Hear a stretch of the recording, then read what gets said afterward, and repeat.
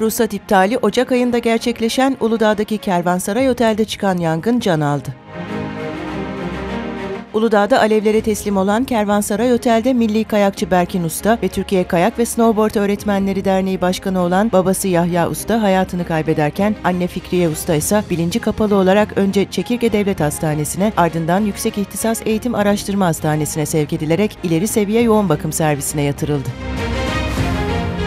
Zemin üzerine 8 kat olarak inşa edilen 153 odası bulunan ve 356 yatak kapasiteli otelde yangının ilk incelemelere göre yanık bırakılan şömineden çıktığı, alev kaynağının şömine olduğu, herhangi bir elektrik kontağına rastlanılmadığı belirtildi. Yangının ilk başladığı anlar cep telefonu kamerasına yansıdı. Alevlerin kısa sürede bütün oteli sardığı ortaya çıktı.